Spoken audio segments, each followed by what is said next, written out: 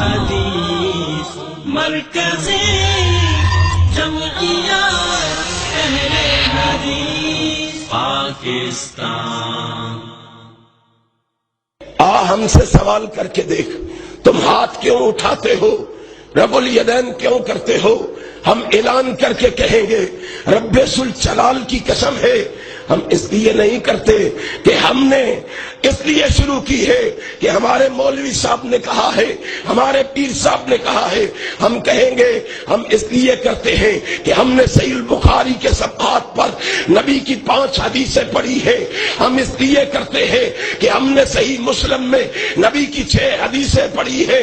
ہم اس لیے کرتے ہیں کہ ہم نے جامعہ ترمذی میں نبی کی 1 حدیث پڑھی ہے۔ ہم اس لیے کرتے ہیں کہ ہم نے ابو داؤد میں نبی کی 9 حدیثیں پڑھی ہے۔ ہم اس لیے کرتے ہیں کہ ہم نے نسائی میں نبی کی 20 حدیثیں پڑھی ہے۔ ہم اس لیے کرتے ہیں کہ ہم نے ابن ماجہ میں نبی کی 7 حدیثیں پڑھی ہے۔ ہم یہ عمل اس لیے کرتے ہیں، ہم نے صحیح ابن حبان میں نبی کی 6 حدیثیں پڑھی ہے۔ ہم یہ عمل اس لیے کرتے ہیں، ہم نے صحیح ابن خزیمہ میں نبی کی 13 حدیثیں پڑھی ہے۔ ہم یہ عمل اس لیے کرتے ہیں، ہم نے مسند احمد میں نبی کی 33 حدیثیں پڑھی ہے۔ ہم یہ عمل اس لیے کرتے ہیں، ہم نے مسند ابی عوانہ میں 8 حدیثیں پڑھی ہے۔ مسند حمیدی میں 2 حدیثیں پڑھی ہے۔ مسند ابی داؤد الطیالسی میں ہم نے 2 حدیثیں پڑھی ہے۔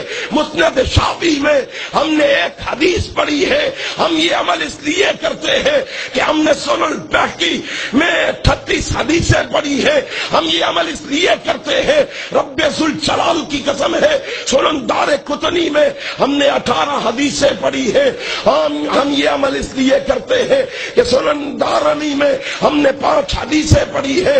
ہم یہ عمل اس لیے کرتے ہیں، ہم نے شرح السنہ میں 7 حدیثیں پڑھی ہے۔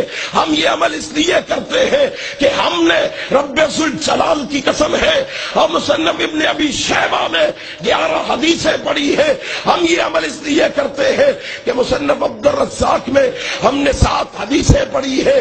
ہم یہ عمل اس لیے کرتے ہیں، ہم نے موطا امام محمد میں 1 حدیث پڑھی ہے۔ لوگوں ہم یہ عمل اس لیے کرتے ہیں، ہم نے 43 حدیثیں جز رب الیدین میں پڑھی ہے۔ یہ ساری حدیثیں ہم پڑھ کے اعلان کرتے ہیں، یہ ہمارے دلائل ہیں۔ لوگوں سن لو، اب اہل حدیث کٹ سکتا ہے، مٹ سکتا ہے، مر سکتا ہے، محمد کی حدیث کو چھوڑ نہیں سکتا۔